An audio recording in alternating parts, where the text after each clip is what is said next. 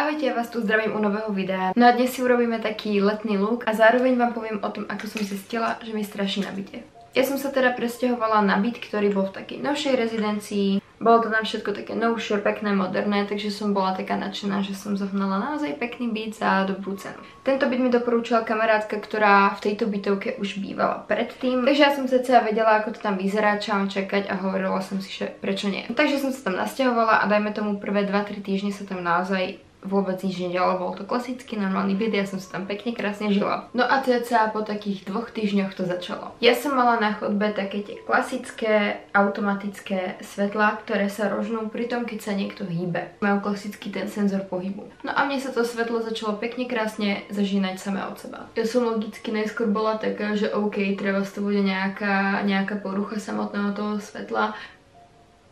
Tu sa ako zatiahlo teraz? A nejakým spôsobom som to viacej menej neriešila, keďže ma ani nenapadlo, že by to mohlo mať nejakú inú príčinu. Podotýkam, že toto zapínanie a vypínanie svetiel prebiehalo vždy večer, podľa mňa po takej 8 hodine. Volala som aj domov, pýtala som sa tati, na čím to môže byť, preto môžem urobiť, aby mi to tam nerobilo, lebo ja viem, že bývam na byte sama a teda sa mi tam ráno začnú rozžínať o 1 ráno svetla.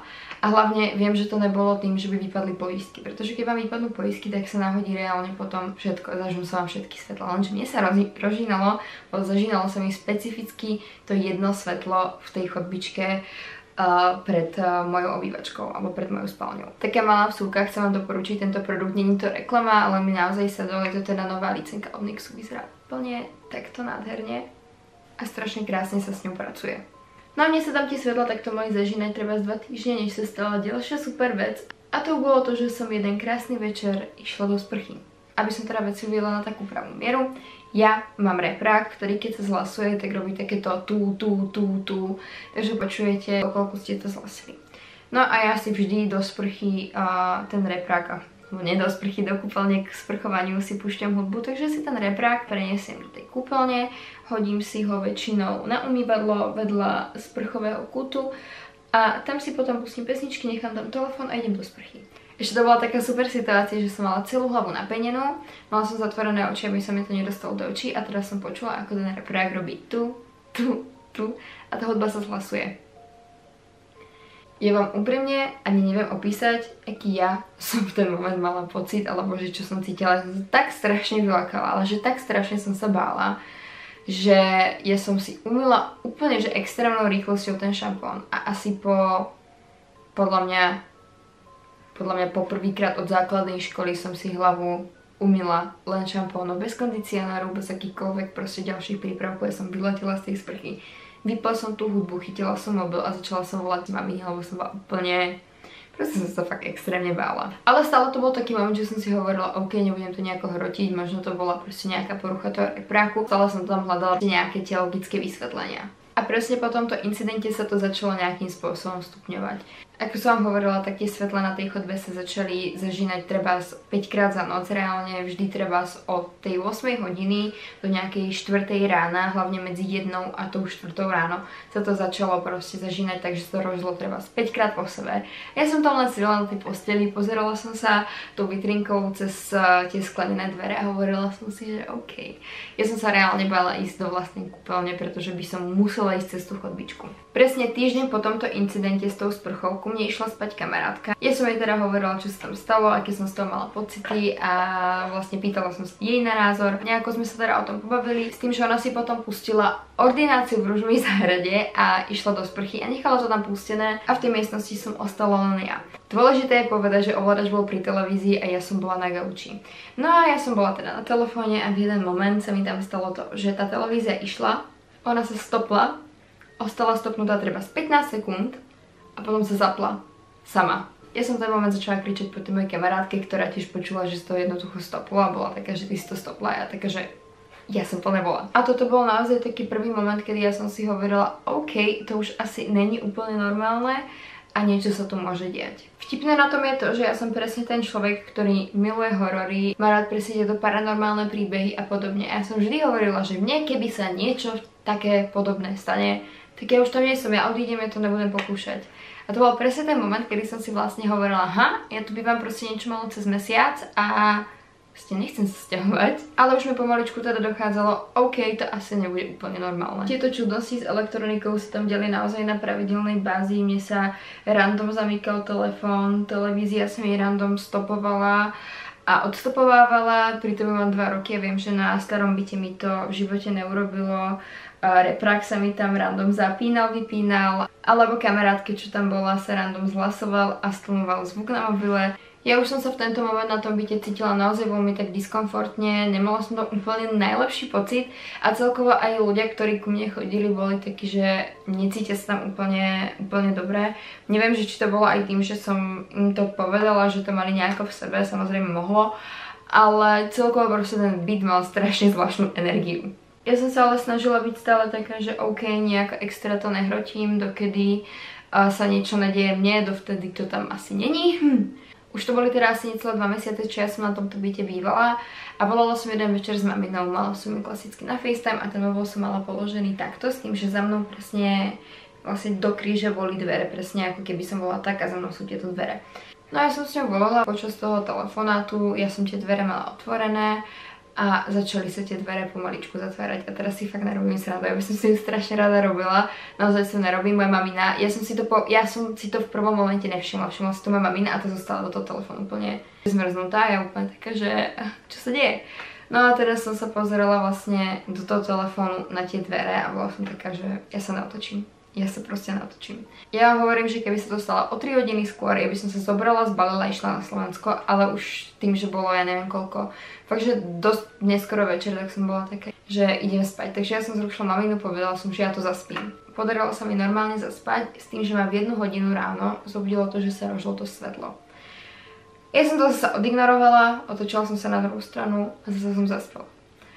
A neviem, že či som to naštvala nejako tým, že som sa to snažila ignorovať, alebo si to len povedala, že urobíme ešte jeden krok ďalej. Asi o 3 hodine ráno ma zobudilo to, že taký ten pocit, ako keby na vás niekto pozerá, alebo proste som cítila úplne taký ťah ako keby na ramenách. Ja ani neviem, že ako to vysvetliť, ale úplne som cítila strašne nepríjemne a teraz zobudilo ma to. A ja som sa zobudila na to, že keď som otvorila oči, tak som nad sebou videla ako keby proste siluetu. Ja neviem, že či to bol chlap, žena, nebolo to čierne, ani šedé, ani proste nejaké, ale proste videla som tam nejakým spôsobom siluetu, ako keby, že proste stojí nad mnou a ja vám hovorím, ja som bola úplne zmrznutá, ja som sa nevedela pohnúť. Naozaj toto trvalo úplnú chvíľočku, dokedy som nezačala nejakým spôsobom reagovať a v ten moment, kedy to zmizlo, tak sa opäť rožlo to svetlo s tým senzorom na tej chodbe. A to bol pre mňa moment, kedy ja som stala z postele, zobrala som si kabelku, doklady, peňaženku, slúchatka, mobil, kľúče a išla som preč. Ja som si do sebou naozaj nezobrala nič iné, ja som brala len veci, čo som vedela, že do kabelky, čo mám vždy pri kabelke nejako nachystané na odchod. A teraz si nerobím srandu, ale vypol sa mi záznam na kamere. Prísam, ako tu sedím na svoj život, že sa mi to stoplo a teraz som to musela zapínať znovu a ešte som sa zlakla, že sa mi ten záznam predtým neuložil. Každopádne, ja som sa teda zbalila, odišla som domov s tým, že som to volala rodičom, mala som fakt, že extrémny strach, úplne mi bolo tak proste zle z toho. Som prišla domov a bola som doma asi 4 dní, dokedy som sa teda neodhodlala sa tam nejakým spôsobom vrátiť. Opäť menšia vsúvka, používam túto paletku. Ja som sa tam teda vracala s tým, že som uprosila kamarátku, aby prespala u mňa na byte, keďže som mala extrémny strach tam spať sama. S tým, že som si normálne hľadala na internete, čo mám urobiť, aby som sa toho proste zbavila. Našla som tam všetko od vypálenia šelvie, vykrížkovania bytu, vysypanie soli do všetkých rohov a podobných vecí. No a taktiež som to všetko urobila. V tejto fáze ja som bola 100% rozhodnutá, že sa z toho bytu odsťahujem. Ale kto býva v Prahe, tak vie, ako ťažké je nájsť byt, ktorý bude v dobrej lokácii za dobrú cenu a bude vyzerať pekne. Plus ja tým, že ešte to musí byť nejakým spôsobom fotogenický priestor, to mám naozaj také, že si nemôžem povedať, ok, byt pekný, kúpelka horšia, ale nevadí mi to. Takže keď vám poviem, že som bola solidne na nervy, tak bola som solidne na nervy.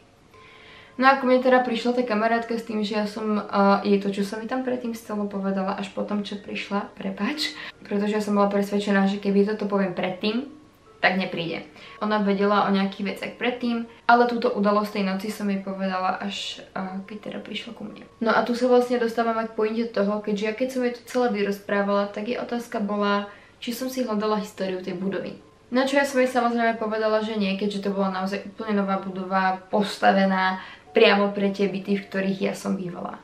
Je to samozrejme nedalo a začala si tú adresu s tou budovou googliť. No a viete, čo jej našlo? Že pred rokom na mojej adrese na mojej adrese a bol tam vyfotený vchod do môjho domu alebo do tej mojej bytovky. Tým, že to bol len článok z momentu, kedy sa to stalo, tak tam naozaj nebolo veľa toho napísané. Ani som nedohľadala, či sa to nejako vyriešilo alebo čo. Jediné, čo viem, že sa tam stalo toto a že tam bola odchodená teda moja bytovka, alebo respektíve ten môj vchod, bolo to fakt... Bola tam napísaná vyslovene moja adresa a mne to akože úplne stačilo. Naozaj od toho momentu, čo som zistila príčinu, teda čo by to mohlo byť, tak som bola taká vystresovanejšia, lomeno kľudnejšia. Naozaj vám neviem popísať také tie pocity, čo som cítila.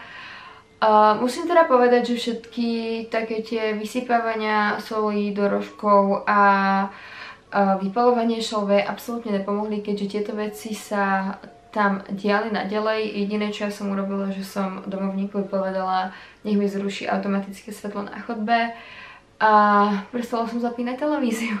Naďalej sa mi tam diali také zvláštne veci, raz sa mi tam napríklad stalo to, že som sa domalovala, položila som si veci späť do kozmetickej taštičky, ktorú ja mám na konci stola. Otočila som sa, chcela som ísť do kúpeľne a zrazu som len počula, ako tá kozmetická taštička spadla. Tam som si vlastne povedala, že som to do tej taštičky mohla položiť nejako blbo ja a že to jednoducho spadlo. Do momentu, dokedy som sa k tej taštičke nezohla a papiere, ktoré ja som mala položené na stoličke, veľa toho stolčeka, sa vlastne nejakým spôsobom sa mi zhodili a sa mi spadli na zem. Úprimne povedané, u veľa vecí som si potom hovorila, či to môže byť tým, alebo je to úplne normálne. Ale takto nejako to tam celé prebiehalo vlastne od začiatku až vlastne celá tá cesta k tomu, kedy som pravdepodobne asi zistila, čo by to mohlo byť. No a tým pádom je celý tento storytime a aj celé video a celý look u konca. Výsledok teda vyzerá nejako takto. Vy mi do komentáru môžete napísať, ako sa vám tento look a storytime páčil. Zároveň budem rada, ak mi napíšete, či ste si niečo podobné zažili vy. No a v poslednom rade budem veľmi rada, ak mi tu necháte like, odber a zapnete si zvonček pre ďalšie videá. Ak to by chcel, v popisku videa nájdete odkazy na moje ďalšie sociálne siete. Takže ahoj!